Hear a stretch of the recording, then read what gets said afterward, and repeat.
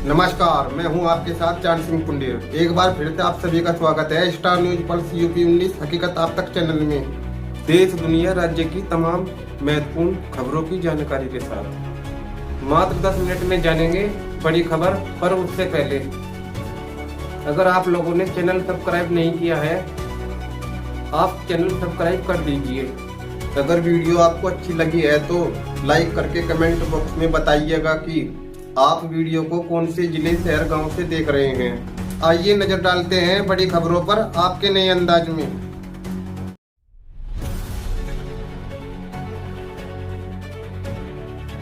नमस्कार दोस्तों, यूपी की सुर्खियों में आपका स्वागत है। आज है 17 अक्टूबर 2025 दिन शुक्रवार। आइए नजर डालते हैं फटाफट आपके नए अंदाज में यूपी की 25 बड़ी खबरों पर। खबर फटाफट। यूपी में सीएम योगी की डिजिटल कृषि नीति से किसानों को मिलेगा लाभ। उत्तर प्रदेश सरकार ने डिजिटल कृषि नीति लागू करने का ऐतिहासिक निर्णय लिया है। यह नीति पूर्वी यूपी और बुंदेलखंड के 28 जिलों में 6 साल में लागू होगी, जिसकी लागत लगभग 4000 करोड़ रुपए होगी। योजना के तहत किसानों को बीज, मौसम, सिंचाई और उर्वरक बीमा, बाजार और परिवहन से जुड़ी भी सभी जानकारी एक ही प्लेटफॉर्म पर रियल टाइम में मिलेगी। क्लस्टर आधारित खेती को बढ़ावा दिया जाएगा, जैसे मूंगफली, लाल मिर्च, केला और हरी मटर। छोटे किसानों को आसान लोन, तकनीकी ट्रेनिंग और आपदा प्रबंधन की सुविधा मिलेगी। मत्स्य क्षेत्र में भी सुधार होंगे और 1 लाख परिवारों को फायदा पहुंचेगा। खबर फटाफट। मुख्यमंत्री योगी आदित्यनाथ ने दिवाली से पहले 4.83 लाख छात्रों को 126.68 करोड़ की छात्रवृत्ति डीबीटी के माध्यम से जारी की। ये राशि सीधे छात्रों के खातों में ट्रांसफर की जाएगी। पहली बार वित्तीय वर्ष 2025 में सितंबर से ही छात्रवृत्ति वितरण प्रारंभ कर दिया गया है। राज्य मंत्री नरेंद्र कश्यप ने बताया है कि प्रक्रिया पूरी तरह डिजिटल और पारदर्शी है। सरकार का लक्ष्य है कि कोई भी छात्र आर्थिक अभाव में शिक्षा से वंचित न रहे। पिछड़ा वर्ग कल्याण विभाग का बजट 2016 से 17 की तुलना में 2.5 गुना बढ़कर 3124.45 करोड़ हो गया है। खबर फटाफट। उत्तर प्रदेश में निराश्रित बच्चों को अब मिलेगी सम्मानजनक पहचान। उत्तर प्रदेश सरकार ने अटलसिया विद्यालय समिति की बैठक में ऐतिहासिक निर्णय लिया है। अब तक निराश्रित अनाथ कहे जाने वाले विद्यार्थी भविष्य में राज्याश्रित कहलाएंगे। ये कदम बच्चों को आत्मगौरव और सम्मानजनक पहचान देने की दिशा में महत्वपूर्ण कदम है। अगले शैक्षणिक सत्र से प्रवेश परीक्षा सीबीएसई के माध्यम से होगी। प्रत्येक विद्यालय में इनोवेशन लैब बनाई जाएगी और सभी छात्रों को स्वास्थ्य बीमा की सुविधा दी जाएगी। बैठक में हॉस्टल पोषण, खेलकूद और सह पाठ्यक्रम गतिविधियों में सुधार पर जोर दिया गया है। खबर फटाफट। मुख्यमंत्री योगी आदित्यनाथ इस वर्ष में दीपोत्सव समारोह में अयोध्या में रामायण थीम पर आधारित दुनिया के पहले मॉम संग्रहालय का उद्घाटन करेंगे। ये संग्रहालय 9850 वर्ग फुट क्षेत्र में 6 करोड़ रुपए की लागत से बना है और इसमें रामायण के 50 प्रमुख पात्रों की मॉम प्रतिमाएं स्थापित की गई है। संग्रहालय वातानुकूलित है और एक बार में 100 आगंतुकों की क्षमता रखता है। संग्रहालय में भगवान राम के बाल्यकाल से लेकर सीता स्वयंवर, वनवास, लंका दहन और राम रावण युद्ध के दृश्य प्रदर्शित होंगे। मुख्यमंत्री ने कहा कि यह परियोजना अयोध्या को वैश्विक धार्मिक पर्यटन पर केंद्र बनाएगी और नेत्रा युग के दिव्य वातावरण का पुनर्निर्माण करेगी। खबर फटाफट। दिवाली से पहले योगी सरकार ने प्रदेश के 16 लाख से अधिक राज्य कर्मचारियों और पेंशनर्स को बड़ी राहत दी है। अब उन्हें दीनदयाल उपाध्याय कैशलेस योजना के तहत निजी अस्पतालों में भी अनलिमिटेड कैशलेस इलाज की सुविधा मिलेगी। पहले ये सुविधा केवल सरकारी अस्पतालों में थी और निजी अस्पतालों में सीमा 5 लाख रुपए तक थी। प्रस्ताव को जल्द मंजूरी मिल सकती है। सबसे अधिक फायदा पेंशनर्स को होगा। साथ ही केवाईसी प्रक्रिया में सावधानी बरतने के निर्देश दिए गए हैं ताकि कोई गलती से योजना से बाहर न हो जाए। खबर फटाफट। मुख्यमंत्री योगी आदित्यनाथ के नेतृत्व में यूपी पुलिस ने अपराधियों के खिलाफ कार्रवाई को तेज कर दिया है। पिछले 20 दिनों में राज्य भर में 12 से अधिक एनकाउंटर हुए, जिनमें कई दुर्दांत अपराधी मारे गए। मेरठ में बच्ची से दरिंदगी के आरोपी 25,000 के इनामी शहजाद उर्फ निक्की को पुलिस ने ढेर किया। योगी सरकार की जीरो टॉलरेंस नीति के तहत अब तक 15,726 मुठभेड़ों में 31,960 अपराधी गिरफ्तार और 256 अपराधी मारे जा चुके हैं। मेरठ जोन सबसे आगे है, जहां 4,453 मुठभेड़ और 85 अपराधी ढेर किए गए। खबर फटाफट। अयोध्या में 9वें दीपोत्सव 2025 में 2,61,101 दीपों से नया विश्व रिकॉर्ड बनेगा। मुख्यमंत्री योगी आदित्यनाथ के नेतृत्व में यह उत्सव धर्म, संस्कृति और डिजिटल तकनीक का अद्भुत संगम प्रस्तुत करेगा।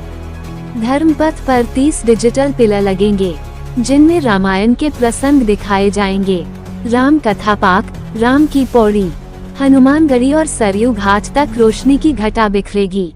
दीपोत्सव में श्रद्धालु नेत्रा युग के दिव्य अनुभव का आनंद लेंगे। यह आयोजन अयोध्या को विश्व के पर्यटन और सांस्कृतिक मानचित्र पर एक डिजिटल और आध्यात्मिक नगरी के रूप में स्थापित करेगा। खबर फटाफट। उत्तर प्रदेश सरकार ने कुम्हारों के लिए बड़ा कदम उठाया है। अब मिट्टी कला को सजाने वाले कारीगरों को बिना आवेदन के जमीन का पट्टा मिलेगा। माटी कला बोर्ड के गठन से रोजगार बढ़ेंगे और आर्थिक स्थिति सुधरेगी। शासनादेश के अनुसार जिस गांव में कुम्हार एक भी हो और मिट्टी कला को आगे बढ़ा रहे हो, उन्हें मिट्टी के लिए तालाब या जमीन सुनिश्चित की जाएगी। ये व्यवस्था प्रदेश के 97,941 गांव में लागू हो गई है। सरकार की पहल से पारंपरिक कारीगरों को सुविधा मिलेगी और मिट्टी की किल्लत दूर होगी, जिससे माटी कला को नई बुलंदी मिलेगी। खबर फटाफट। उत्तर प्रदेश में अब गांव तक रोडवेज बसें पहुंचेगी। मुख्यमंत्री ग्रामीण जनता सेवा के तहत प्रदेश में 200 से अधिक बसें संचालित होगी। हर डिपो में 10% फ्लड जनता सेवा के लिए अलॉट होगी। इन बसों का किराया सामान्य बसों से 20% तक कम होगा। 75 से 80 किमी तक के ग्रामीण रूट पर यह बसें चलेगी। चालक और कंडक्टर को 2.6 पैसे प्रति किलोमीटर के अनुसार से भुगतान किया जाएगा। मुख्यमंत्री योगी आदित्यनाथ ने पहले ही हरी झंडी दिखाई थी। ग्रामीण जनता को इससे सस्ती, सुविधाजनक और भरोसेमंद परिवहन सेवा मिलेगी। खबर फटाफट। इटावा में उज्ज्वला योजना के तहत पात्र महिलाओं को घरेलू गैस सिलेंडर रिफिल के लिए सब्सिडी दी गई। विकास भवन में आयोजित कार्यक्रम में मुख्यमंत्री योगी आदित्यनाथ के संबोधन का प्रसारण किया गया। सदर विधायक सरिता भदौरिया ने 25 महिलाओं को प्रतीक स्वरूप 559.58 की चेक प्रदान की। मुख्यमंत्री ने बताया कि प्रदेश में 1.86 करोड़ परिवारों को सब्सिडी मिली है। विधायक ने कहा कि दीपावली पर मुफ्त सिलेंडर दिए जा रहे हैं। जिलाधिकारी सुप्रभात कुमार शुक्ला ने स्थानीय उत्पादों के उपयोग और महिलाओं को स्वावलंबी बनाने पर जोर दिया है। कार्यक्रम में कई अधिकारी मौजूद रहे। खबर फटाफट। सहारनपुर के एक गांव में मंदिर में तोड़फोड़ को लेकर सपा सांसद इकरा हसन और भाजपा के पूर्व सांसद प्रदीप चौधरी के बीच राजनीतिक विवाद गर्मा गया है। इकरा ने खुद को मुल्ली और आतंकवादी कहे जाने का आरोप लगाया और भाजपा समर्थकों पर निशाना साधा। प्रदीप चौधरी ने पलटवार करते हुए इकरा और उनके परिवार से सवाल पूछे। मुजफ्फरनगर दंगों और हिंदू प्लान को लेकर जवाब मांगा। उन्होंने कहा कि क्षेत्र में शांति बनाए रखना जरूरी है और फेसबुक, व्हाट्सएप की सियासत छोड़कर जमीन पर काम करना चाहिए। इकरा ने कहा कि उनका अपमान केवल व्यक्तिगत नहीं बल्कि क्षेत्र की महिलाओं का अपमान है। खबर फटाफट। मायावती ने यूपी सरकार की तारीफ की है। सपा कांग्रेस पर निशाना साधा है। दरअसल बसपा सुप्रीमो मायावती ने लखनऊ में विशाल रैली में कांशीराम स्मारक स्थल की देखरेख के लिए यूपी सरकार की तारीफ की थी। उन्होंने प्रेस विज्ञप्ति में स्पष्ट किया कि बसपा की मांग पर सरकार ने टिकट बिक्री से आने वाले धन का इस्तेमाल स्मारक स्थल में रखरखाव और मरम्मत में किया। मायावती ने कहा कि यह बसपा की राजनीतिक ईमानदारी को दर्शाता है, जो सपा और कांग्रेस जैसी पार्टियों में नहीं है। उन्होंने कहा कि पूर्व सपा सरकार ने इस धन का उपयोग नहीं किया। बसपा का ये कदम जनता और स्मारक स्थलों के हित में था। खबर फटाफट। मेरठ में कार्यकर्ता सम्मेलन में आजाद समाज पार्टी के राष्ट्रीय अध्यक्ष चंद्रशेखर आजाद ने कहा कि जिला पंचायत चुनाव में आसपा पश्चिम यूपी की सबसे बड़ी पार्टी बनेगी। उन्होंने 500 से अधिक लोगों को सदस्यता दिलाई और युवाओं से वोट की ताकत दिखाने का आह्वान किया। आजाद ने भाजपा सरकार पर निशाना साधते हुए कहा कि जाति और धर्म की राजनीति से दलित और मुस्लिमों का विकास रोका जा रहा है। उन्होंने शिक्षा और बच्चों के भविष्य पर चिंता जताई और सभी से एकजुट होकर जिला पंचायत, विधानसभा और लोकसभा चुनाव में अपनी ताकत दिखाने की अपील की। खबर फटाफट। दीपावली पर उत्तर प्रदेश में मिलावटखोरों पर शिकंजा कसते हुए खाद्य सुरक्षा एवं औषधि प्रशासन ने दीपावली विशेष अभियान 8 से 17 अक्टूबर 2025 के तहत अब तक 5464 निरीक्षण और 2448 छापे और 3369 नमूने एकत्र किए हैं। रुपये 476 लाख मूल्य की 3394 क्विंटल मिलावटी सामग्री जब्त कर 10,463 क्विंटल नष्ट की गई है, जबकि मथुरा, अलीगढ़, प्रयागराज और अन्य जिलों में बड़े पैमाने पर कार्रवाई हुई है। सचिव डॉक्टर रोशन जेकब ने कहा है कि छोटे दुकानदारों पर कार्रवाई नहीं होगी बल्कि मिलावट माफियाओं और बड़ी डेयरियों पर सख्त कार्रवाई कर उनकी कमर तोड़ी जाएगी। खबर फटाफट। दिल्ली एनसीआर में 17 अक्टूबर यानी आज दिन में गर्मी और राहत से हल्की ठंड महसूस हो सकती है। मौसम विभाग के अनुसार अगले कुछ दिनों तक यही हाल रहेगा, उसके बाद ठंड बढ़ने लगेगी।